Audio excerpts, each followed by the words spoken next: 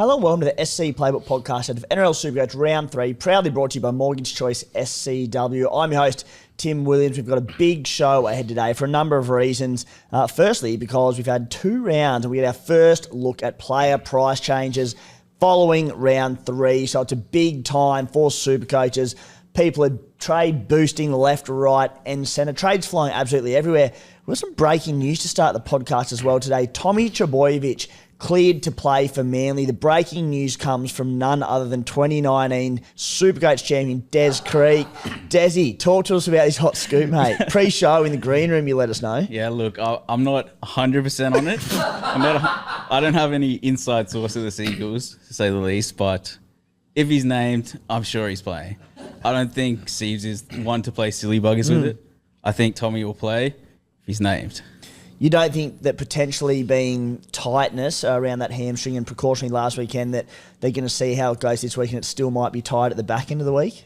Tightness, schmightness. It's like he's on 1.2 mil a year. Get him out on the paddock and loosen him up. He said run it off. He'd be right. Run it off. It sounds like a desperate Manly Seagulls supporter, Desi, who needs his boy, and a desperate Supercoacher who needs Tommy Turbo out there. Yeah, damn right. Desi, mate, last time we spoke to you, you were en route up to Byron Bay and holiday was cut short by the cyclone that didn't quite eventuate, but scary nonetheless, mate. You made the dash back to Sydney and, yeah. I did, yeah. I was stuck without power for a couple of days, right when Supercoach started, so I was stuck with Brendan Takura and Sione Final in my team, so a couple of nuffs there, unfortunately. A few more than you'd want to start with. But yeah, made it back safe and sound. So we also asked, mate, Matty and I before the show how the house was going. Is it all good, all safe? And he said, there was a bit of flooding. And we said, shit, like the rain came in that bad. And he said, no, like the power was out and the freezer was left there and the ice was in the freezer and the ice melted and flooded the freezer. Yeah, look, it didn't. It wasn't great. It didn't look like Lismore, but it was still wet. It was all good, yeah. Also with us today, the Supercoach Spy. Spy, last time I saw you, mate, was in the SC Playbook WhatsApp group Saturday night about 11 p.m. You're running a lead run with Clem sweeping out the back. Don't know if you scored or not. I know you definitely didn't get any Supercoach points for any try assists for running that decoy, but how are you, mate? No, I committed to the team and just ran that hard decoy, attracted a few defenders and Clem's crashed over in the corner. Yeah, well, you wouldn't say it was a quiet weekend, so I've bounced back, get around the potty and the teamless Tuesday, but it was bloody fun, I'll give you that. Were there any blow-ups around the lack of Supercoach points awarded to your decoy run in the try? Yeah, Insta went off, but I just had to explain, unfortunately, lead runners just don't get much, as they should, but they don't. Yeah, we'll see if we can fix that with Fox Sports. And also with us today, as always, a bloke who, to say he's up and about and taking his Supercoach to a new level this year would be an understatement. Matty, the Waterboy, you are flying, mate. Yeah, back-to-back 1,300 scores, which is nice. I was saying before, though, it kind of ruined my weekend. I was in the gym on Saturday morning and all I could think about was, do I pick Duffy or do I pick Mamazelis as my last reserve? And I had Mamazelis, and I even thought, I'm like, he's playing against Cook. He's going to want to do something. But then I thought, Duffy's halfback, Cowboys, they're at home. Maybe they'll do something. And I picked Duffy. And that literally, I'm happy with my score, but it could have been so much better. So I'm actually not as up and about as you'd think. Not as much as last week. That's real super coaching when you wake up in the morning and you've got a decision to make and it tears you apart. That's how you know you're in for a good season. Yeah. And the problem was, because Govis House, it was so, he scored and normally I wouldn't even care. I care about the Supercoach games for the other ones, but when he scored, I was just like, oh no, because he scored so early as well. Yeah. Oh well. That's right, mate. You owned him. The money's coming in, and now that you've really got the obsession of Supercoach has taken over, it'll ruin many weekends. But that's all right. You get some joy as well. Well, Duffy's not only dropped from Todd Payton's team; he's been dropped from my team as well. Yeah. So there's a bit going on. Desi, how's the side tracking, mate? Yeah, pretty stock standard start for me. I was 40,000th, I think, after round 1 into about 13,000th. So tracking the same as I normally do over the last sort of 5 years. As long as you're getting green arrows every week, that's all that matters. I'll go one further, mate. We'll get to my sort of stuff shortly, but if you're coming 30 or 40,000th after 2 rounds, but you're genuinely happy with your team, all is well, you know, you might have copped a McLean HIA in Vegas and a few other things that have gone against you. I think just don't stress. Don't sit there on 40,000 after 2 rounds. Like, it does not matter as long as you're happy with your team. Spy, yourself? Yeah, I was similar. 30,000 last week into 20K now. But I've never seen more money about to come in my side early in the year, so that's exciting. Had a little look around as well to see how the playbook boys and girls were going, and I think I'm like 150 points off top 500. So there's nothing in it at the moment, but yeah, pretty keen for a big week in the coming rounds though, because I think if we're going to have a monster season, we want to really capitalise on round 3 or 4. So hopefully it's incoming. The Stallions are into 8,800th overall, which probably my best start to season ever. I said start slow every year based on squad structure. I say it every week. And yeah, to be 8,800 after 2 weeks, absolutely stoked with that one. And for context, Spy, around those points, Fish, the great Michael Fisher, does an article for us weekly and jumps on podcasts from time to time as well. Fish is in 600th overall. I'm 130 points off him. So the gap's this early on in the year. It's nothing dramatic, so don't stress either way. I did end up making a late change, dropped it in the WhatsApp group last week, but went cold on Tommy Gilbert, who was initially coming in for a few reasons, not because he was a bad move by any means, but I wanted to free up a trade this week, so I went early on Tamale, which worked out well for him. I did play him in my side as well against the Broncos, so no Gilbert, got Tamale, so happy with how things are sitting. Guys, if you're watching on YouTube, please like the video, subscribe to our channel, do all those good things. It helps us out big time. Same thing, Spotify, Apple, if you can like, rate us, do all those good things. Be very much appreciated. On today's show, though, the Team List Tuesday Supercoach pointers, Tom Duffy dropped a blow for us owners. However, we have been handed a little bit of an SOS from Jamie Humphreys. So we do have a few options, even outside of Humphreys himself. Trade boost plans, how we're looking to use those this season, and in particular if we're using it this week, next week, what the plan is there. Spy Talk is back. We'll be looking at tries again this week, looking at the hookers and a few ones that come off the dummy halves. Great response to that last week, Spy. A few roasts, but it's going to happen. Everyone took it really well. Yeah, not very much emotion involved. Just a reminder that I don't actually do this. I've just tried to figure out how it goes, and I think I'm pretty close. But the first one of the week was the curliest one ever, but we'll get to that. 99% of the feedback was outstanding, and people are appreciative of you clarifying how they are awarded. A bit of a blow-up, and welcome to my world, Spy, so all good. Hot topics for the week, there's plenty on there as well. The most traded in and out players. We'll be looking at those cheapie hookers, the ones that have caught the eye. Tommy Starling, a big one there. Then round 3 trades and skippers, what we're doing there. Our listener questions, again, to Tommy Starling and Jamie Humphreys. Who's the priority pickup there as people look to free up a bit of cash? Guys, the SC Playbook Unlimited League winner for the week. One of the great names, Corey, coaches the B Sharks. Bit of a Simpsons throw. Yeah, great name. So he's in 4th overall and firing. And the Dazzlers, coached by Darren, scored 1,551 points to top our group for the week. The code to join that group is 434727 with $1,000 in cash up for grabs. Guys, the SC Playbook subscription is also available for less than $2 per week. To put that in perspective, Spy, it's about 10 full loaves of bread if you're living in the 1950s. Nowadays, it's a third of your daily cup of coffee. So it's an absolute bargain. Gives you access to our SC Playbook's premium content each and every week, extra articles on site, our WhatsApp community with late mail threads, community team advice threads, contributor threads. We drop all our updated trade and skipper plans throughout the week in there, all that good stuff. Desi's been going off there, which has been fantastic. And guys, it gives you eligibility to win our full Unlimited League prize money and access to our brand new exclusive subscriber-only podcast dropping weekly on our site, video and audio. Last week, I deep dived into the cheapie scene to find the best money makers there. New episode tomorrow afternoon. To subscribe, head to the menu at scplaybook.com.au. And guys, if you are a current subscriber and you're not in that WhatsApp group, firstly, check your email. If it's not in there, check your junk folder. If it's not in there, email us, supercoachplaybook@gmail.com. That's full word Supercoach, and we'll get you in. Boys, let's get into it. Team List Tuesday at the Melbourne Storm. Will Warbrick is out. Grant Anderson comes in on the wing. At the Panthers, Dylan Edwards out. Dane Laurie to fullback. Laurie, we know how good he can be. Spy, I believe you owned him for a period last season. But Edwards is only out for, I think, sort of 2 to 4 weeks max. So probably not an option, Laurie. Oh, I tell you what, I wish he was playing anyone but Melbourne this week. Not to say he can't do well, but if he was playing like, Para or the Cowboys who aren't going over well at the moment, I wouldn't even hesitate to pull the trigger. I'd just do it. But obviously Melbourne's a pretty tough matchup. Who are you trading out? Well, have a look, 'cause not getting him. I don't know. Turbo, Walsh, Don't Ponga. get technical, Desi. Come on. Well, he's CT You're not dub. trading either of those three. He's guys. dual CT dub fullback. I Surely. think they took it off him. I don't think so. Yeah. They took it off him. Desi could be right. I think he's fullback only. But mate, it's not just about my side. There's plenty of sides out there listening. So if you want to get a piece of Dane Laurie, tell you what, if you bought him in... Yeah, fullback only, Timmy. What a rort. I know, right? Anyway.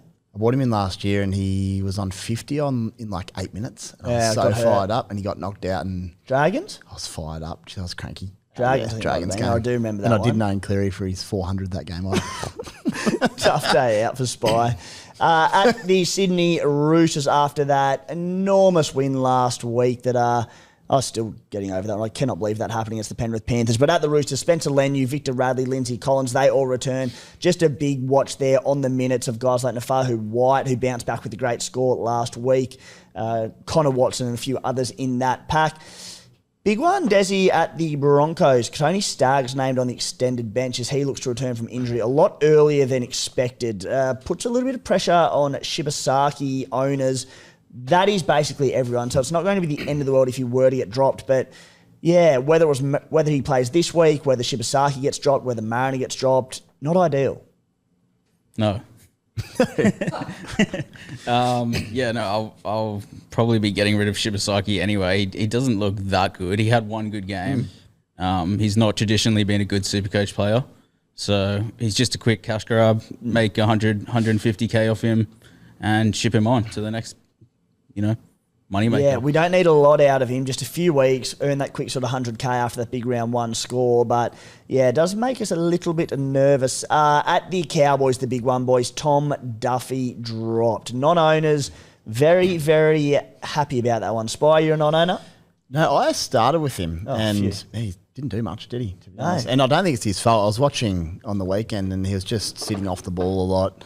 Obviously, based on his numbers from reserve grade, he obviously loves touching the ball and setting up tries. So, youngster thrown into a different type of role. And even if he wasn't dropped, wasn't having much good happening there anyway at the moment. Lost the goal kicking, so might just be better to have him gone. Make That's it. decisions easy. After Drinky, he was sort of sharing the goal kicking duties a bit weirdly early on. It looked as though Drinky had taken over. So, as you said, Spy, it's all good and well having a cheapie, but they've still got to score. So, not ideal. And so we'll get to Jamie Humphreys shortly, but at least we do have a little bit of a get out of jail free card on that one. Desi, are you a Duffy owner? I'm not, no. Well done, mate.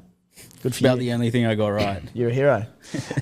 Couldn't bring him in, luckily, because she had no reception. Jake Clifford has come into that team. Cheapie Robert Darby named on the wing for Braden Burns. Poor bugger suffered another hamstring injury. Gee, I feel sorry for him.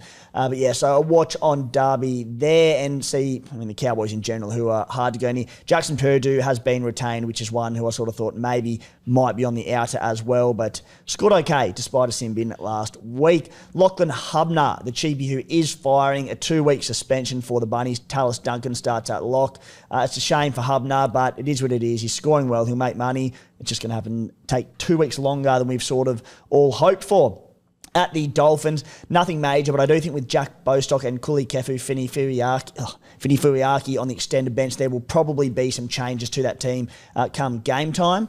The Tigers, Dream Bullard named despite an ankle concern. At the Titans, Tony Francis, a cheapie there, named on the wing with Khan Pereira out with an ankle concern, so watch that one closely. At the Eels, more movement as expected. Ronald Volkman out. Dean Hawkins comes in. Josh Adokar named on the extended bench, coming back from suspension. I'm just assuming he comes in for Sam Rani there or potentially even Russell, but just name him. Bit of a weird one. Did they name Charlie Geimer or No not? Geimer. Not back in, okay. No, I didn't Geimer. Not trade even him not even in the squad. Interesting. I know. I traded him out for Tamale last week, so it's good, but obviously not for Charlie. I had Alex Seyfarth. I was going to hold him for one more week, and I traded Geimer out. Then when KP went nuts with his 129, I needed a loop, and Geimer was my little ticket, so I still have him as it stands. At the Doggies, Matty Burton, Viliami kick out. Burton, I believe, is 2 to 4 weeks. Kick out's 3 to 6 weeks. Bailey Hayward comes in at 5'8". He would have been a great potential buy at 5'8" at a tick over 300k if Burton was out for longer, but he's not. And Satili Tupanua, boys, gets a start. Now, I think those who jumped on him last week, I don't think, I'm very confident of it, those that jumped in on him last week after that big round one where he scored 2 tries, 103 points in 42 minutes. He only played 36 minutes on the weekend for 31 points. He'll now start on an edge. Desi, would you look to move on Tupanua with a break even of 1 or, with kick out back 3 to 6 weeks? What are your sort of thoughts there? Yeah, I think you can roll with him. As long as he's getting the minutes, he's a strong, damaging player. He runs really good lines. So, it's just going to be an issue of whether he gets good service without Burton there. It's going to, probably impact it a little bit. But if he can get over a few tries, he's got, Parramatta, Sharks, Newcastle. He could score 1 or 2 tries in those, that run of 3 fixtures. So I quite like him, eh? Yeah. You can play him confidently play him each week. Maybe you can average 50 to 60, make you 100, 150K, and then when Burton kick out returns, you can send him on his way. Yeah, I don't love it. Firstly, that 103, he's awkwardly priced, right, at 425K, based on having played 52 minutes per game last season. The 103 is going to drop out of that rolling average after this week, and then there's going to be 31 sitting there for a couple of weeks. He's never been big base stat. Ken Jagger tackler, he's devastating. I love him as a footballer, but never been huge base stat as a player. That being said, he looks fit and he looks unreal. So I'll give you that. I just think if Viliame Kikau were to come back in 2 to 3 weeks, Tupanua goes back to the bench unless he's just absolutely killing it. Still, I don't know what to change. And I think his cash gen is thwarted. He will make a little bit. He needs a big score this week.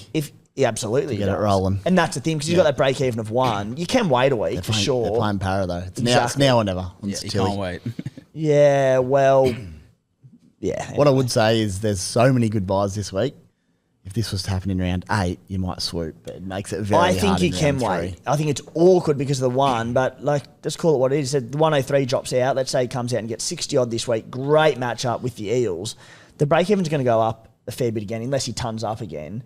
So ordinarily, yeah, he'd be a good buy this week. But as you said, Spy, because there are so many more pressing trades this week, you look at a break-even of 1 and go, I'd love to get him in, but there are people with break-evens of neg 80 and neg 50 who definitely take preference in my eyes. Yeah, unfortunately it's round 3. Sorry, Satilli. Yeah, sorry, Satilli.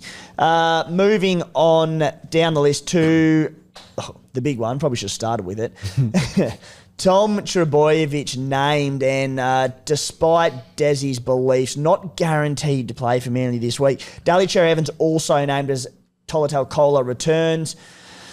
We'll get to Turbo in a minute, boys. We're going to open up the show after team list with that topic. And then the other big one, the Raiders, Savalio Tamale beats out Albert Hopper Wide for a spot there after another good showing on the weekend. Spy, you went early on him? I did, thankfully. Got a try, played him, so it's worked out well and hopefully can hold that spot. Desi?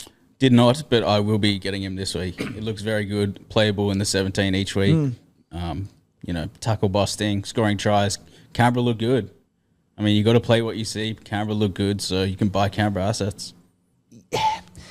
I've owned him and I'd recommend buying him. He's a tricky one. I'm not as confident as playing him as you guys are. The tackle busting is enormous for his scoring. I know he has 2 tries he didn't score round 1. He did have a try assist or a line break or something in Vegas, but I don't love the Raiders left edge.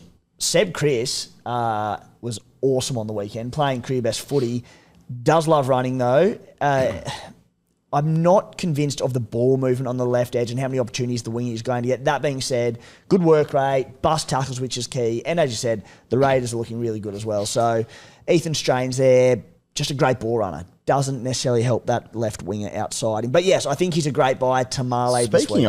Speaking of the Raiders, looking forward to the preliminary finals this year, boys. Canberra versus the Wars and South versus Tigers. It's going to be pretty special. And it's just good to see a changing of the guard early in the season. Raiders Bunnies grand final. Williams versus Buxton. Look out. Yeah. I definitely wouldn't be able to show up on grand final Matty week. just got nervous in that hypothetical. Yeah, because last time we went down there for a final, you towed us up. And went to Mooseheads after the game, and all the DJ played was that stupid Canberra song the whole time. That would hurt. Yeah, it was Stupid. Woo. You know what? It's not stupid. It's actually the best theme song in the comp. Yeah. Boys, let's get stuck into topic 1, and that is Sir Thomas Trbojevic. left the field after about 67 minutes or so on the weekend with hamstring tightness. Wasn't injured, hamstring tightness. Manly are giving him every opportunity to play this week against the Raiders. Spy, I think we're all owners, yeah? Yep. Spy, what are your plans with him? Because, of course, he's in the final game of the week, which for him playing is fantastic because he gets a 9-day turnaround from that game. But in terms of coverage of him, it makes it tricky. What are you looking at doing, mate, or what are your plans? Boys, spoiler alert for the trade segment. I'm either going to trade out Tommy or Garrick. One of the two are going to go for me. Obviously, I want to hold Tommy. If he plays, I certainly will be doing that. The reason I can do this is if you put Tommy Trbojevic into your flex position, you'll be able to update that and basically keep Garrick in your flex for that last game so you don't get caught short. Just on Garrick, and the reason I thought of it, there's late last year, probably the last month or so, and then the first couple of games in this year, his work rate appears to be down a lot. Maybe his contact in running isn't quite as good. His actual real NRL is awesome. His tip on in the centres there is brilliant. I just think he got knocked out 3 times last year. You can't just keep doing that. So whether it's a message just to maybe just chill out a little bit in terms of ball carrying, coming out of their own end, I noticed that he's giving other guys options to do that a little bit more. Or maybe he's just decided himself he doesn't always need to take the tough carry. His work rate, which led to tackle busts and offloads, not dramatically. I just think it's down a touch. And with Tommy Trbojevic getting a lot of the assists, as we spoke about, with try assists, the centre often misses out. I really like Garrick, but at, what's he at, 680k? Yeah. It's a lot of money. And I think the way my trades, which we'll get to later, are going to go, someone's going to have to go out of those big guns. I think it's going to be Garrick for me. But the beauty is then if Tommy is a late scratch, I'll just keep Garrick in my side. So it's a little bit of a backup plan there in relation to Tommy Turbo. Is this a genuine concern around Ruben Garrick? We've digressed from Turbo quickly, but is this a genuine concern over Garrick, or is this you needing to drop a gun CT dub to get a cheapie in? This is, and we'll get to trades Bit of both, later, but but the answer is I've been a little bit concerned late last year. I didn't want to miss out, though, on Garrick at his best over a maybe concern. In the trial, he was super relaxed. It's a trial. I was like, I'll let that one go. But I just think potentially his work rate and ability to accumulate points might be down a little bit. So 2 games into the season. I'm basing this off the last 4 games of last year as well. Yeah, right. But more so than anything, I have to drop one of my more elite guys this weekend just to do what I want to do over the next couple of weeks. Money's got to come from somewhere. I was going to get Iongi, but now that I'm not getting Iongi, looks like it might need to be Garrick because I'm really happy with the rest of my side. So I think if you didn't need to free up cash, would you be looking at doing this? No, he'd be getting another week or 2 for sure.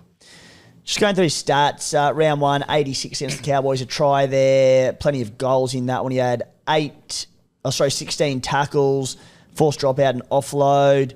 Tackle bust is a big one. So 3 in 2 weeks? No tackle bust in round 1. He had 3 against the Warriors there. Round 1, he had 12 runs. Round 2, he had 12 runs as well. So, yeah, statistically, it could be down a little bit.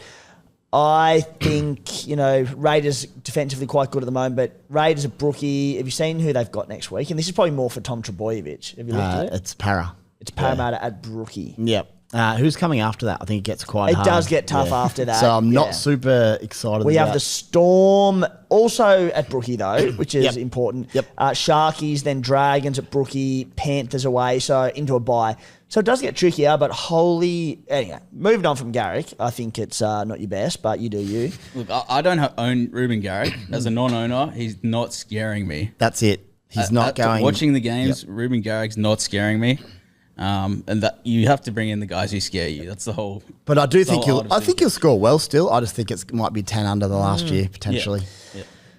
Desi, Tom Trbojevic for you. And as I said, the big one there is that I just mentioned that I'm looking at holding regardless and just having a backup plan. I'll get to that shortly. But Parramatta at 4 Pines next week. Hello. Yeah. I'm holding him if he's named. Bringing in Tamale, so I'll probably chuck the reserve on Tommy, and then if he's not named, I can just flick it onto Tamale. That's the backup plan. Yeah. But if he's named, don't sell him if he's named. I'm thinking the same. Like I've been, provided he's playing, no one should be selling. It's as simple as that. And if he does sit out a week, I'm still going to hold him through, and I think I'll probably look to do similar Desi around Tamale and just have him ready to go. I won't play him this week and have him ready to go if Tommy Trbojevic does drop out. Spy, I know we're getting ahead of ourselves, but again, you've got your trades worked out for 2027 round 6 already. You plan that far ahead. With Tom Trbojevic, are you looking at a bit of early fullback roulette and you get him back next week, or what are you doing?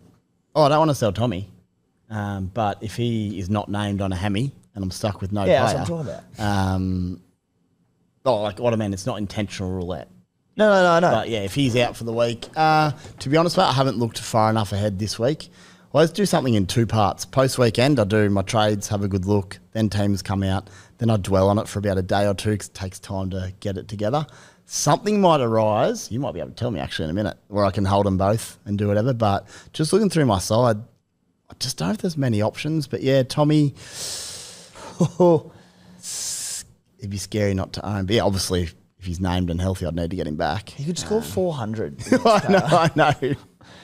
Maybe I'll just have to hold him. And that's without captaining. That's 800 if you captain him. Yeah. Well, he's still in my side here. I'm just really hoping he's going to play. Hope Desi's right. Boys, moving on.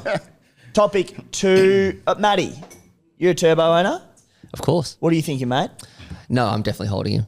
I'm kind of with Desi. If he's been named, surely he's going to play. And even if he doesn't play, then you're right. He's going to tear up Para next week. So I'm having him.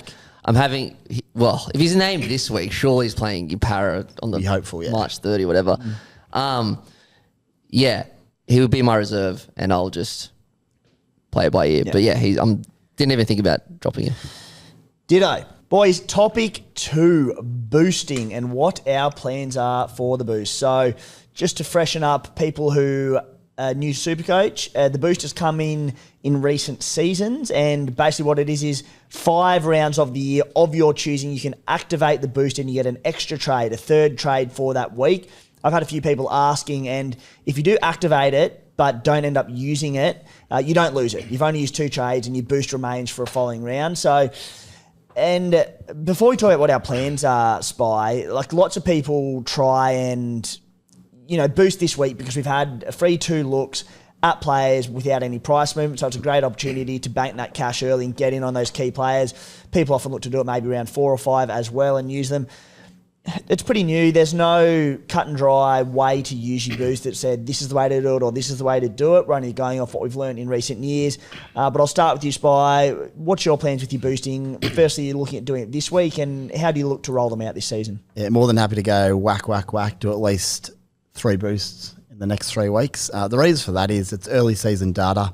You want to pick up right now the guys we're seeing that look like the must-haves. They're going to make money, or someone really of massive quality like a Payne Haas or someone. If you decide you want him, you don't want to be waiting weeks to get these guys getting points, because I do find whilst a boost can be quite useful later in the year, just the data's a bit different. You're not getting that new information. You can plan a bit on what you want to do. I just think you want to get your side set up, get it absolutely humming, and then in a position to sit back and put the feet up and watch the points roll in as we go on. Desi, you like to go on the attack bit with them as well? I do. I'm going to be boosting this week, but I think there's just so many good cheapies, so many good cash makers that have appeared this season that you almost don't need to just blast them away. Like you said, we've got guys with, a handful of guys with -50 to -80 break evens. They are going to make you bucket loads of cash. We might be sitting for a few weeks longer. Yeah. Yep. I think, a bit of caution towards blasting all your boost away in the first 3 weeks. In saying all that, each week, if I get there next week and I go, I just want to make 2 trades, I'm more than happy to do that. But my intent will always be, if there's an opportunity to boost and make it effective, I'm more than happy to do it. Which leads me, Spy, to my number one sort of bit of a base rule around boosting, and that is boost because you need to boost, not because you want to boost. So it's a luxury, right? You go, cool, we have a third trade and I can use it whenever I want. But there are so many weeks, and this will happen might be around 9 or 10 or mid-year or back end of the year, where you go far out, I am this close to making a third trade, to getting all the trades I want and doing it all in 1 week, but I need that third trade. And you go, sweet, we've got 5 boosts. Don't just do it for the sake of doing it, right? Does your team need it or not? And the big thing is, for the reasons that I mentioned before, it's a good time to do it early because we've had a look at players and you want to make some moves early. So I often try and use them. If I got my team wrong after round 2, or after round 1, I should say, I would have done it last week. I only used one trade because I was happy enough with it. I'll look to boost this week. Depending how things go, I'll probably boost next week as well. I'll probably look to use 3 to 4 of them before the origin period starts in that major buy period. And I've said it time and time again, but I love holding one of them until after that major origin period, the first week after, where we can get our house in order and get to our final team as quickly as possible. So I love saving one and keeping it up the sleeve for later on. That's how I attack it. Anything to add there, boys? Should we do a live, is this worthy of a boost scenario? Because I've got one for you. Talk to us. So my third trade this week, again, I'm already speaking my trade, so no need to save till later. We're talking about your trades right now. Yeah. Save them for trade, Spy. We got hot. Oh no, but it's relevant to All boosting. right, mate, you go. So just calm down over there, mate. You leave the funny stuff to me, Spy. I'm always the funny Williams, you know that. Hopgood to Haas, and let me, for those listening and watching. Well, another good one from Spy. Jeez. Try and stop him. He's on a I heater. like that one. That's good. Talk to us, Spy. Rattled. Not me, you. Make it stop.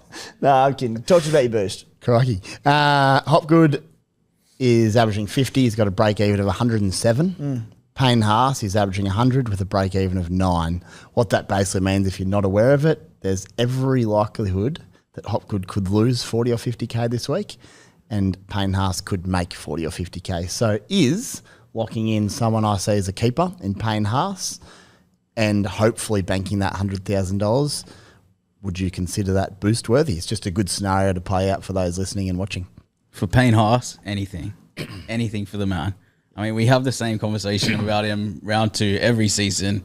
Timmy always says, not enough upside. Oh, I here don't we think go. I don't think it's worth getting Feed him, getting it Desi, right. feed him.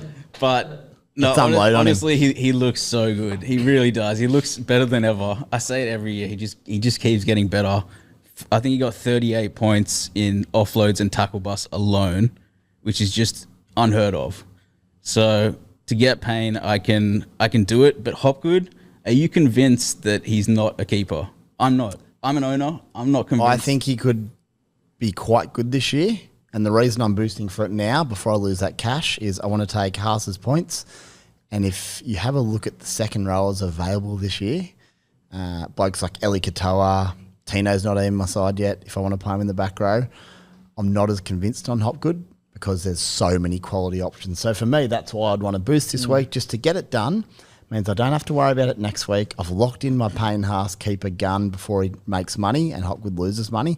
Would you consider that a worthy boost for those listening? Yeah, I like it. And I'll be in a similar boat. I've sort of got an option to maybe go Hopgood to Haas as well. Hopgood's a funny one, isn't he? Because in a very ordinary Parramatta pack, the minutes aren't going to go down. They need him too much. His work rate's going to be excellent. I think there'll be offloads, and I don't think he literally had one on the weekend, but there'll be offloads. He'll get through his work rate. There'll be the occasional attacking stat.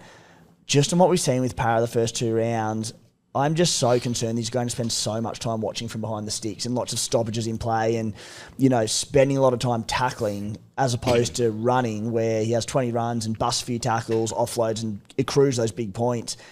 Parra just so unconvincing. I'm just like, is he going to get these opportunities? So he's by no means is he an urgent sell, and he'll score well at week in, week out.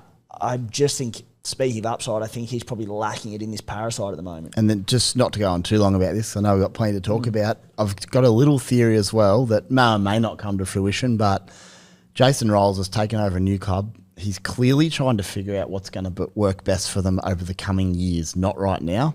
So is he really going to burn Hopgood into the ground as well? He might just say, mate, go have a crack for us, but I'm not going to run you an extra 20 minutes just to try and stay in a match when I'm trying to figure out my long-term squad. If they're down, I need you healthy. If they're down 40-10 with 20 to go, you just kind of just like, what's the achievement? Rest up, mate. You literally hurt your back last year. Rest up. So, yeah, that's for me, he's gone. But if it was a more sideways trade where you're going, oh, he might be better than Hopgood, not sure yet, that's when I don't think you should be boosting. But, yeah. Yeah, it's a big one, boys. And I'll let you get back to your show. Carry on. No, thanks, Spy. And for the record, people keep tagging me, front row can't hurt you. You realise that that's not the same concept every single year. It's been like that in recent years, and I stick by it. the game changes. Back in about 2010, CTW was the worst position in Supercoach, and it was like irrelevant. The game does change. It's a new year. This year, and how good is it? Front row is buzzing. There are players not only who are going big, but have genuine value in Terrell May and Corey Horsburgh and Tino Fasuamalawi, who start underpriced, who, for the record, started with all three of them. You add Payne Haas to that mix and a few of these blokes. It's very exciting. And the other position, boys, that's traditionally pretty boring early on in the year is hooker, blossoming with life, isn't it? It's just humming. Also, further evidence, Funny Williams, Cranky Williams, but gets the job done. You can be cranky and funny, to be fair. You can, yeah, true. I'm just one of them. Boys, Spy Talk. Try assists. This went well last week, Spy, for the most part. This week you're going to take a look at a few things, and we'll get to it in a minute, but a few try assists off hookers and how that works. But firstly, you wanted to clarify around sweeping plays after a bit of feedback on socials. Yeah, so I just got the impression that the sweep play isn't necessarily that clear. And to clarify for everyone, I literally have nothing to do with the stats. I've just spent time figuring out, do you know why I started to try to figure this out? Because I'll be sitting there going, God damn it, why didn't I get that, my player? So like, well, there must be a reason. And that's why I've sort of sat down and tried to figure this out over many a year. A sweep play doesn't have to be your big arcing run fullback out the back. There was one with Dylan Brown a couple of weeks ago. He literally just started right here and he walked about 3 steps. He did not even get out of a walk and his lead runner just went inside of him. So just, if you start inside someone who runs in front of you and you catch it on the outside, that's enough. It could be half a metre. And the other thing I realised... Which is what he did for that try assist. You caught a bit of grief about Spy. But like literally no one did anything. It's the boringest sweep. And that's hence why people are in a bit of an uproar around that try assist. And him and Iongi, he did bugger all Dylan Brown. But as you said, a sweep doesn't have to be a big arcing run. He said lead runner, starts in the inside, catch on the outside. That's a sweep. Yeah, and the key is it's where you start at the point of the play the ball. That took me a little bit to figure out as well. So if you go back and pause it at the play the ball, done in the past, I've gone, how did he get it? And you check it, he actually started well inside his centre. But at the time of getting it to him, he looks like he's well on the outside. So just to clarify that one, but just is what it is, pretty blanket on the sweep. So, yeah, should we go on to the one that absolutely threw me for a spanner last weekend after I confidently said I'd get most of them? You poor bugger. The first try of the weekend. Yeah. It was the Knights try, and a couple of things happen that are unusual, right? So normally lead runners will go through, you pass it out the back behind the lead runners, they'll tip on, the centre might do something. But in this case, Ponga skipped across, Cogger ran a sweep, but then Ponga brought the lead runner back underneath him, so he didn't throw out the back. So Cogger's sweep, I don't even know if that would have counted. Well, I actually don't know. I don't know everything. Mostly do, but you know. And then...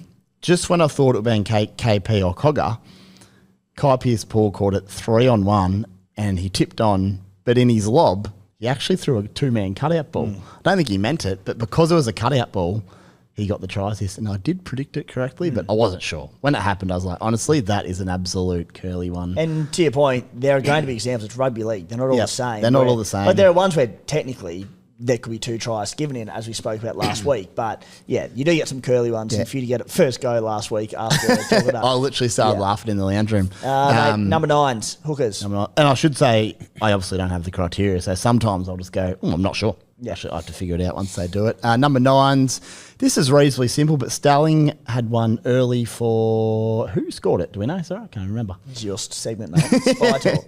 I need the video. But anyway, he comes out Nicholson? And he put over Nicholson. There could be an argument he didn't do heaps because he passed it to Nicholson, but 2 things happened this is why I think he got the try assist. He came out of dummy half, ran, attracted some defence, passed it and isolated the bloke 1-on-1. He didn't just pass it to him with a wall in front of him. He skipped away and scored. So he'd done enough. Brayley had one for Nickera. But just on that one, if you're a dummy half and you step out and you engage a marker or an A defender, you might not do a lot, but you've done your job and you've impacted the try. It's a bit different when it's talk to a spy. If it's a straight pass off the ground and a big bollocking front row just bursts through them and scores through a wall, will they get it then or not? No. So Fanua Blake does it all the time. Basically, if you don't engage anyone or you don't come out, you just pass it to a bloke, sort of 3-on-1, and he just crashes through the wall. You go, it's a bloody good try. the hooker hasn't really done anything. So often they'll just give nothing there. Actually, Guru blew up to me as well the weekend because it cost him in draft. It was another play. There was so much happening on Friday night. It was awesome. But if you don't really create space or anything like that, they don't just hand it out. And you also don't get a try contribution. They just say the person who caught it has done all the damage. And the other one, which was Brayley to And sorry, Nicker. Yep. Again, just sort of to go ahead of you, and you might be touched on this shortly, but again, you don't necessarily have to jump out and engage. You might throw a face ball or something, in which case you've created an impact of the play. It's literally just passing off deck to one runner who barges over. Yep, so Brayley's one was off the deck. Nicker ran a really nice overs line to get on the outside of his fella, but the pass had to be out in front to get him there. So he didn't do a heap, Brayley, but he did his job. He passed it on the outside of the defender. He then basically crashed through on the outside. So in that case, the pass put him in the space. Was a very nice line from Nickera, but same thing. If you would have just passed straight off the deck to Nickera, who ran straight through three people, you'd basically pause it, do this, pause it at the point of him catching it, back row, whoever it may be, and if he's basically got a wall in front of him, you're typically not going to get it. I mean, I'm sure there's scenarios where it's a little bit different, not everything's the same, but that's basically it for hookers. So you want your hooker to put him in a bit of space or come out and engage someone. That's sort of the big two. And to emphasise, it's a guide. It is a guide. Don't shoot the spy. They're not all the same. Anything else to add, Spy? What do we got here? I might save the rest of Spy Talk for next week, but just one quick point because it was coming up a bit. If a player has two positions, Fletcher Sharp has fullback and centre, can't get 5'8". They just don't do three for whatever reason. And you can't take something away because then everyone with him in centre would have to move him and just wouldn't work. So just to clarify that one. There's more. We'll save it for next week. Carry How good on. would Fletcher Sharp dual seat he'd have 5'8" be instead of fullback? Fletcher Sharp. Geez, I was going to have a whole segment on Fletcher Sharp, but maybe that's next week. Next week. Boys, hot topics, most traded in and out players. And I'm going to start with a question from Kieran Fowler because it was very popular this week. Irrespective of your team makeup, boys, if you could have one of Jamie Humphreys and Tom Starling, who would it be? Jamie Humphreys is the third most traded at 305k with a 61 point per game average and a break even of -25. Goal kicking for the Bunnies. Tommy Starling, number 4 most traded in player at 342k, 83 point per game average. He's got a -58 break even. Desi, I'll go to you first, mate. If you could have Humphreys or Starling, who would it be? I don't like either of them particularly. I think Humphreys probably going to lose the kicking to Latrell in a couple more weeks. So I'd probably lean towards Starling. -58 break even. You're going to make a ton of money. And like we said, the Raiders look good. You've got to go off what you see this early. So, he's burnt me in the past, Starling. That's why I probably wouldn't do it. I'm quite content holding Sandon Smith and Corey Pakes there for a little while longer. I'm not rushing to change the hooker position that much, but Starling, he looks good. But like you've said in the past, Timmy, he's quite a small body, gets run over a fair bit. So I don't know about his durability. Maybe he might burn out in a couple more weeks. You only need him for a short term. Need him for 3 weeks, I reckon. And I guess the thing back to your point with the Raiders going really well, that only adds to him keeping those minutes, I would have thought. Whereas if they were losing, you go, Different story. Does it get changed up the rotation? So, yeah. When Matty, are we expecting Latrell back? It's at NRL.com has him listed as round 5. Yeah, so it was an 8-week injury, and it was done roughly 2 or 3 weeks before the season. So round 5 does sound Pretty right. close. However, I don't think under any circumstance they'd rush him. Yeah. So I'd say anywhere for 5 or 6 is probably And better. it was hammy, yeah? It was hammy, yep. So if Humphreys is hitting him well enough, he could also continue to goal kick at least in the short term. I reckon he might. I reckon they'll try and take some stuff off of Latrell. Yep. Maybe. It is interesting because that's key. What are your thoughts, Spy, Humphreys or Starling? I am going to go Starling. I have that exact decision to make this weekend. I think I just want to take the Starling quick cash. In bigger minutes, he's shown he does score quite well. He tackles enough, but he's a ball-running hooker, which I love. He'll get an opportunity to score some points. What worries me a little bit about Humphreys is I think he's going to lock in that 30 to 45 every week just because he tackles a lot. He'll run a little bit.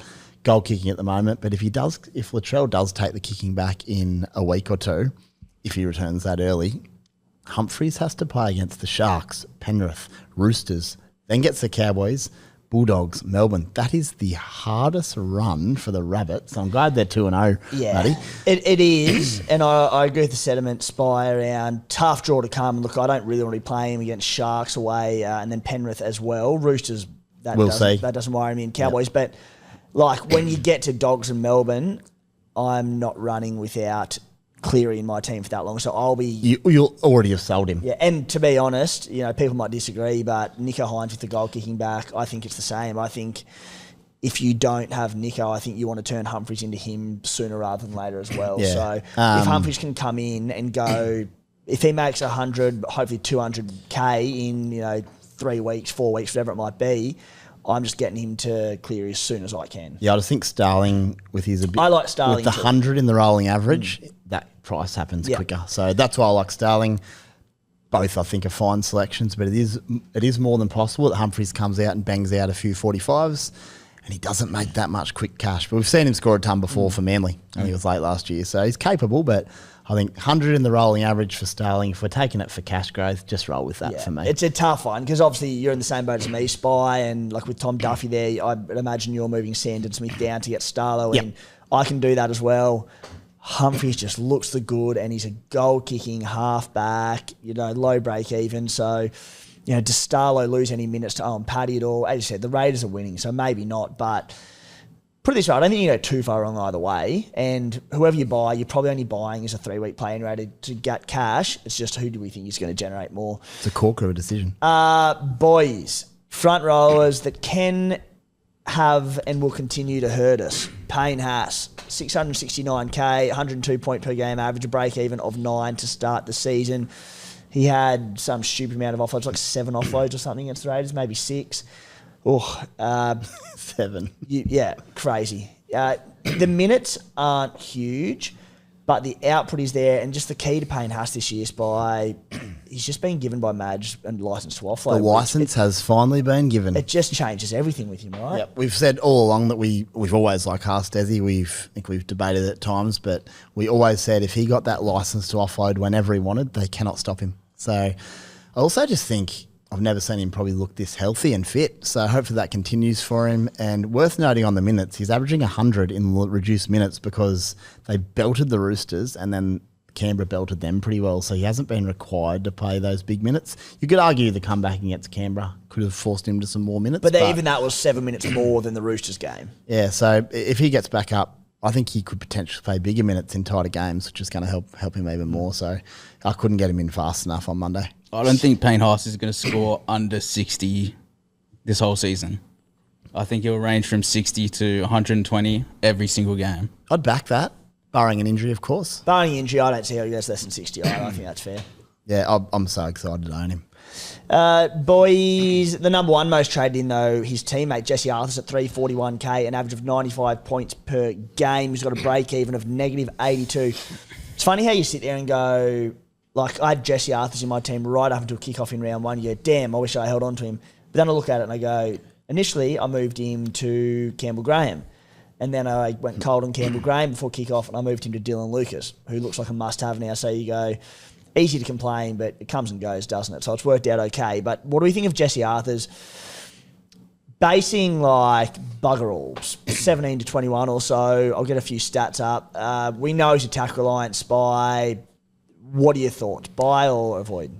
Yeah, I've been a little bit hesitant on him just due to his work rate, but Ben Hunt running that left edge, Reece Walsh coming off the back of a bit of a Barry Crocker. You know he's going to respond, so it's a fair spot to be, isn't it? Like he also had about 7 or 8 more runs last week. I don't know exactly what it was, but that's what we want to see.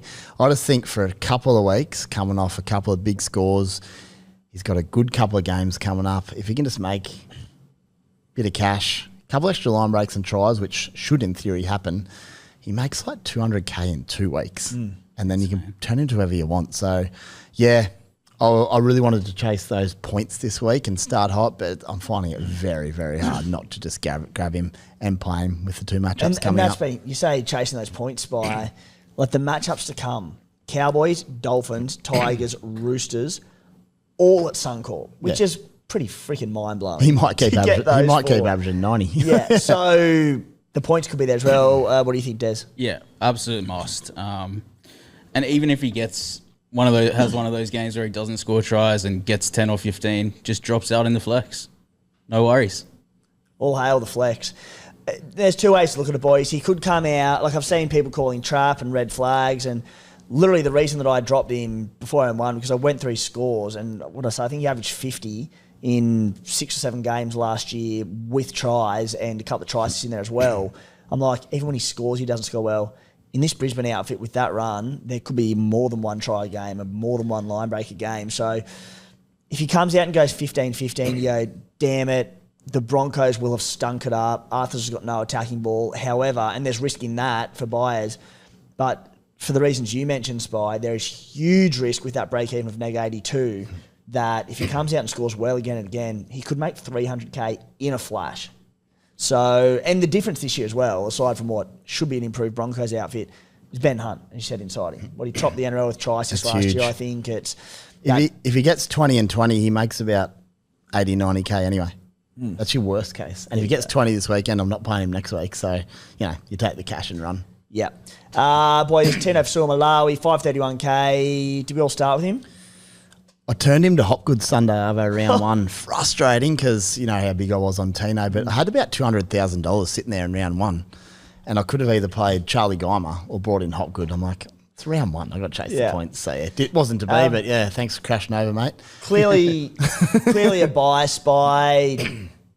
You don't have to do it this week, right? Like, you don't have to, but if you can do it, I'm not for the reasons stated. There's just such good cash cows coming through, and I want Payne Haas, but don't hesitate. If you've got a trade open there and you want to grab him, don't hesitate because I just got to get him in my side ASAP, but it's going to be next week for me. No price changes this week for Tino off that round one buy, so no major rush there. Cam Munster, there's a few players on this list, like Cam Munster at 609K, Pappenhausen was in the most traded in, Eli Katoa was as well. If you're like convinced you're getting rid of like a Hopgood or Dylan Brown or something, which I know Desi's looking at, I get moving early, but for what it's worth, no Storm price changes this week. They play Penrith, who coming off that loss last week, there will be a response. I'm confident of it. You can wait a week, in my opinion, if you need to. I don't mind the Brown to Munster trade. And Desi, I'll throw to you now because I know you asked me pre-show, the 11th most traded in player, Luke Metcalf. When we said to people last week, don't panic, Spy, about one poor round. I actually need to publicly apologise. I think I get most things right when I'm helping people. Last week, yourself. I think most. It's all very general. Metcalf, if you remember last week, I was like, I'd be happy enough for you to sell him. Right. And he killed it. So I apologise to anyone that did. I nearly did myself, but the big fella turned up thanks to Manly for getting how to tackle. Thank you. Luke Metcalf, 117 points, now has a break-even of 11. Desi, you're looking at moving Dill Brown to a Munster type, but you asked, would you buy Luke Metcalf? What are your thoughts there? Yeah, I've got Munster and Brown there. I'm not sure. I think I'd rather move Adam Dewey up from centre wing into 5'8" if I was going to sell Dylan Brown, which I might be doing, and bring in Dylan Lucas or someone like that in centre wing. Lucas just looks like a must-have to me. I'm just going to throw to you there, Desi, because Dill Lucas is the 12th most traded in play this week at 616K.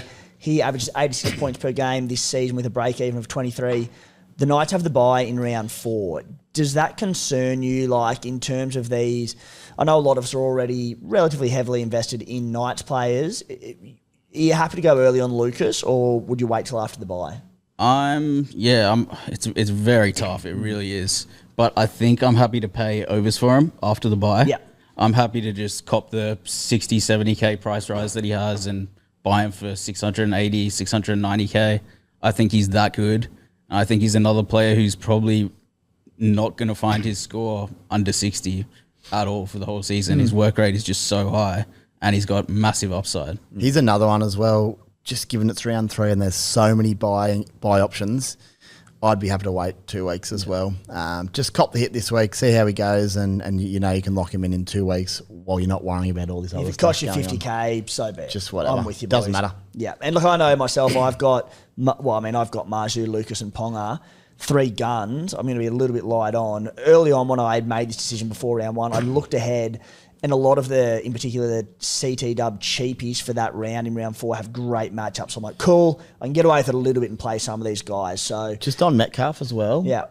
There's every chance he can go 25-25 again the next 2 weeks. Manly were, frankly, abysmal. Couple of the tries he put in, there was some good footy, but it wasn't like, he scores that against everyone. He sets them up. So I'd be a little bit wary on buying Metcalf. Obviously, us owners, happy days, rolling for a few more weeks and reassess. But I don't know, it's like Tupanua level of buy. Like any other week, you'd be probably jumping on. Yeah, easy to do, but there's just so many good buys. So many options. Wouldn't shock me if in 2 weeks we go, time to sell Metcalf. Had that one really big score. He's made his $100,000. If he keeps killing it, awesome. But I'm just not. I just don't know where the wires are actually at just yet. I'm with you. It was a huge bounce back from that disappointment in Vegas. I think he's a good buy this week, but I completely agree. And I think he's going to be hot and cold all season with his scoring. I'm just praying as an owner that we get a few of these better runs in the next few weeks, and then I'll probably cash him in as soon as I can, kind of thing. Yep, to a real consistent gun. He could score 12 again this week, could score 117. I generally have no idea. Yep. Boys, moving to a few of the most traded outs. Number 1, Tom Duffy, we've spoken about. Number 2, Jackson Purdue, 257k, a 32 point per game average. Scored mid-30s on the weekend, was sin-binned in that one. Scored okay considering break-even of 17. Spy looking to move him on or hold? I think if he's the only option to an Arthars or someone, sure. But he got 36. He got sin-binned, so that's minus 10. It's 46. He missed 10 minutes of playing, and he would have had a try assist if not for a cracking Will Kennedy cover tackle. I think he might have got the line break assist there, but he's like that close to a 60 in a well-beaten side. So I quite like him. There's something about him where I think he could just do well. But yeah, if you're going to Arthars and he's your only option, I think that's fine. I think Purdue is a case of people pretty stacked in cheapies and guns going well at CT dub. I think I need to move someone to whether it's Jesse Arthars or Tamale, and he just makes sense. But I'm with you, like, he could easily come in the next 3 weeks and score quite well, and people could be trading him back in or cashing in, whatever it might be. But he's not a must-sell, but I do think the move to other players looks pretty enticing. Tough run coming up as well. So happy to sell, but I'm not saying you have to do it by any means. And one more on the sell list, boys. Number 8, Reece Walsh at 738k, 52 point per game average. 9 versus the Raiders on the weekend, which included an 8-point line break assist. He's got a break even of 129. Honestly, Spy, you're an owner. Talk to me. No, I was watching at the pub. I'm like, how's Walshy going? Just around the grounds. Like, he's what now? I am 1,000,000% not selling him. I couldn't be more confident of a bounce back this week in anyone. If he buggers it up again, he'll be straight out of my team, quick, smart. But honestly, Friday night? If you trade out Reece Walsh, I will trade him in. Yeah, I know you will. I'll trade him in instantly. The second you trade him out. Everything I said in the preseason was, don't panic. Don't look at that break even and go, he could lose 50k. Yeah, he could also score 150. So my whole... Can he though? That was my lesson. Walsh has never scored 150 in his Supercoach career. I'm sure he has. I thought... 130 then. 130. That's about his max. You went the 3-gun fullback move, Spy, and I went the cheapie in Iongi, and I thought Iongi had a stinker for 25 points, and he almost tripled Walsh's score. Yeah, Walsh didn't pay for me, in fairness. That's fine. He's in the flex. Yeah, irrelevant. He dropped out. Didn't really matter. Actually, that's a quick Spy talk thing I was going to say. We've only got so much time here, Spy. It's a good one. It's a good one. All right, mate. So Walsh got 9 right, dropped out. My second lowest score was Duffy with about a 23.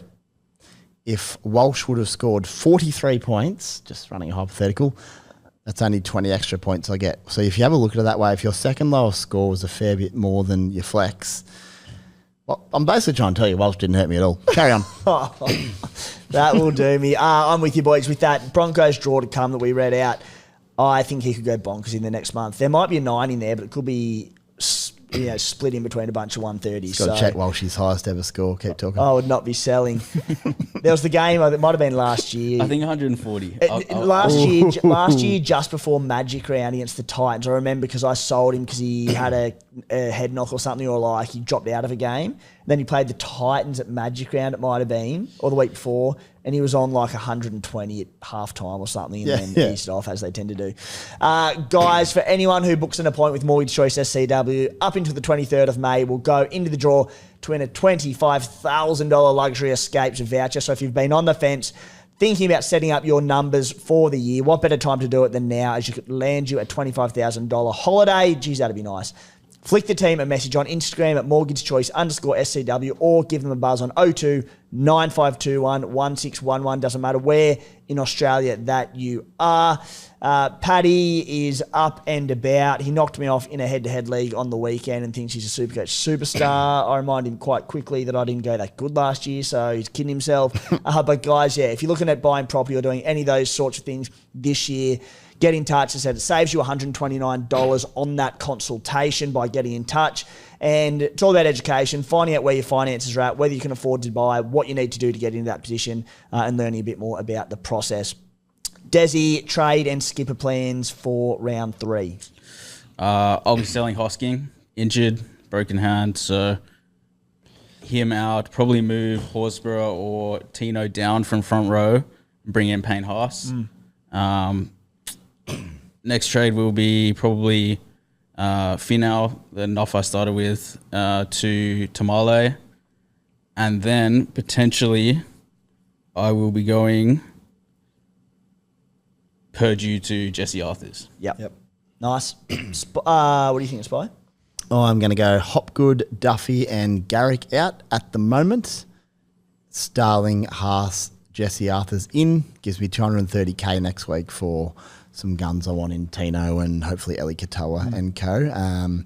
Must be said, obviously team list just dropped, so I'll go through the Tuesday, Wednesday iterations and see if there's anything else that pops up. But Gaza might have to go at the moment, so that's where we're at. Gaza to double ton, not this week against the Raiders, next week against the Eels.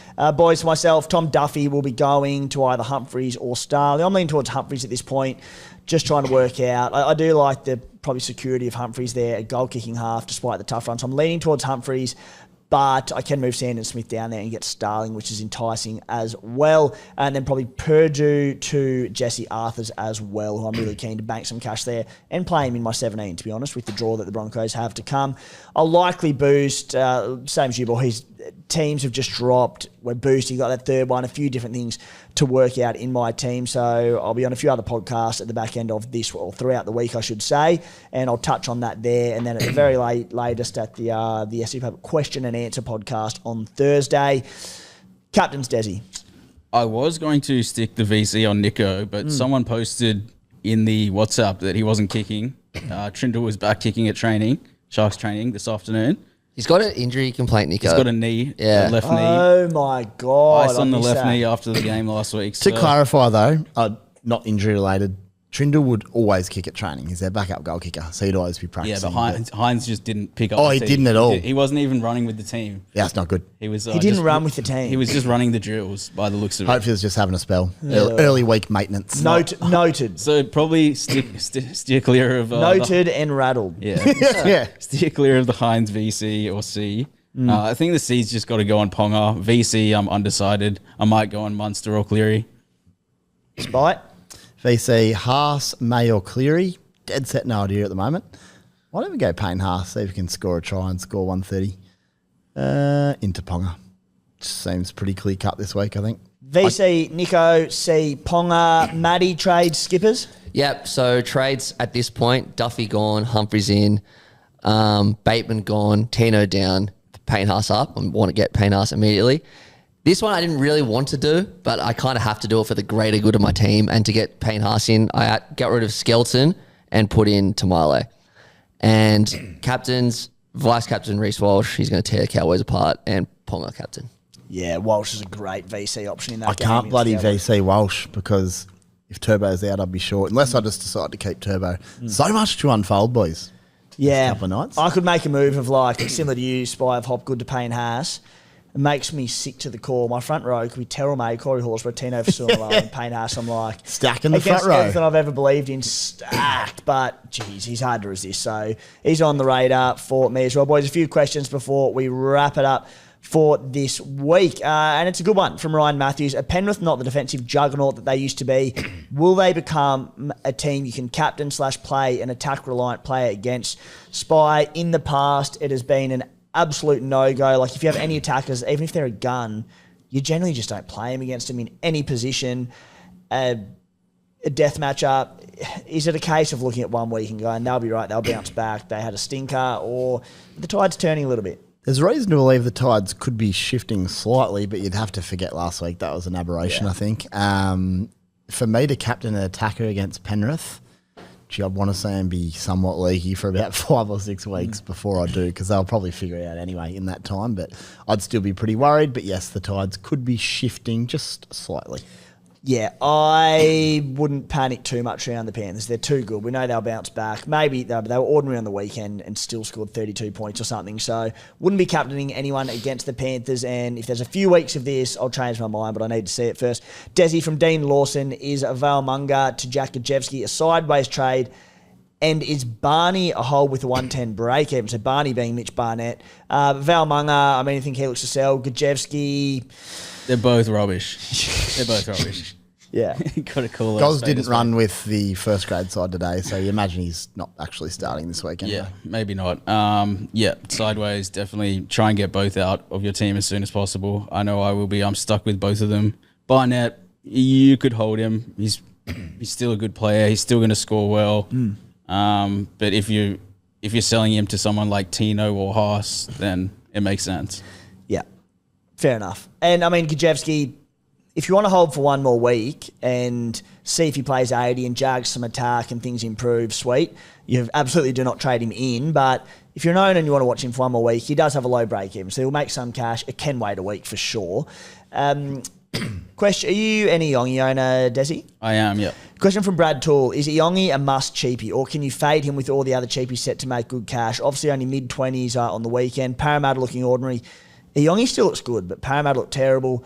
But would you still be looking to get him in as a cheap with money incoming, or would you avoid after what we've seen? There's better cheapies. He answers his own question. There's so many cheapies set to make cash.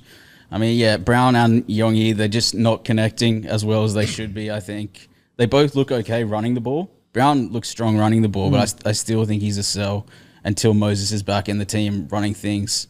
They're just not getting their spread timing right, so I wouldn't be bringing him in, no. But I'm still going to play him in my 17 each week, saying that. Yeah, I think it's a big week in Supercoach terms, not just for Iongi but owners, because if he comes out and scores well, locks that spot down and starts to generate some good cash, because of that score last week, people won't go to him. But on the flip side, if he has a stinker, cash generation is stunted, he could get dropped. Big week for Supercoach around Iongi against that good Doggies defence. Spy one from Stephen Pate. What to do with Campbell Graham? He started awesome in base. I think he's had 34 in base both games. The attacking opportunities just haven't quite been there on that right edge for the Bunnies. Yeah, typically in previous seasons, I'd say, hold on, I think he'll be fine. I think he will. But again, with the plethora of options, I think he's probably got to go for now.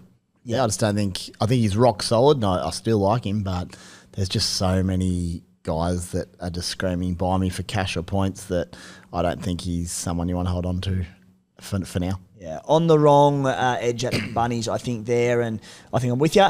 One from Gordy or Geordie, I don't know. Do your trades roll over at the end of the season? Or is it only 2 per week, i.e. you can't save them? No, you can save them. So if you don't use I know for fantasy Premier League players, English Premier League players there, it's a little bit... It used to be. Used to be a change, yeah. But no, to answer your question, they roll over. So if you save them this week, you've stored them for the rest of the season. But you don't get 4 next week. If that makes sense. So you save your trades, but you can't bank 5 and use them in one hit. Just to clarify, correct. Which would be cool. That would be very cool. One from Dan Morgan. Spy, g'day, crew. Started Herbie Farmworth, 65 and 58 with no major attacking stats. His base has been exceptional as always. Tigers, Broncos, Titans, the next 3. They don't leave South East Queensland, I don't believe. I want to hold, but also going down to Arthars helps with the trades this week and bulk cash. What to do? Yeah, haven't looked deep into it, but I know Herbie I'll be pretty keen to buy, especially if he loses a little bit of coin. But is there a world, boys, where you maybe sell Herbie now, he'll lose a bit of cash, Arthars goes ballistic? Is that worth 2 trades to make about $300,000 or more? I think it probably is. Yeah, it's a lot of coin, and just let Herbie settle into that role. And you can always pick him back up, because whilst it might seem like 2 trades, you might not just go straight back to Herbie.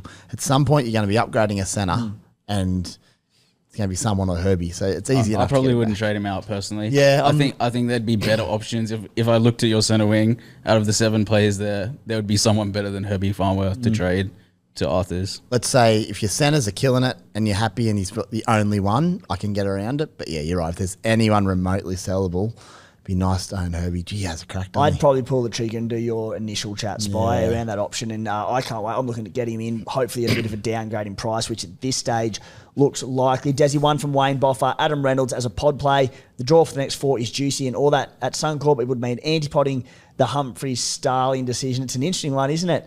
500k, negative 15 break even. Adam Reynolds, 105 and 69 to start the season.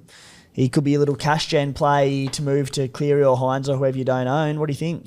Yeah, I like it. Obviously, with the draw, he could go huge. He's already tonned up once this season. I don't see why not. I like it as well. Go for it. I think it's a cracker. Not bad. Do note, though, the 105 from round 1 will drop out after this round. So that break-even looks pretty different. But as I said, 4 in a row at Suncorp against soft opposition. It's a good draw.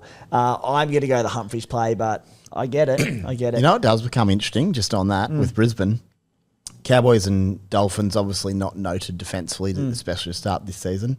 Then you go Tigers and Roosters, who last year or previously could have been like, they're definitely terrible. Tigers have come out, conceded like 2 or 3 tries in 160 minutes. No idea if that's going to continue or not, but you don't look and go, definitely an easy game against the Tigers. I do. Roosters were good last week. I know. There's a bit of one-eye tiger coming out in that spy. They have been good defensively. But it's just going to be interesting to see how they go. Like, Did you see that Parramatta game? What Para threw at them? I sort of watched casually under a few beers. So I wouldn't. Maybe I was just watching chilled. Anyway, I know I'd take your point, Spy. I do, but I'm not convinced for them or the Roosters, who, despite that big win, still conceded 32 points. Boys, that'll do us for the SC Playbook podcast for this week. Desi, good to have you back safe in Sydney, and thank you very much, mate.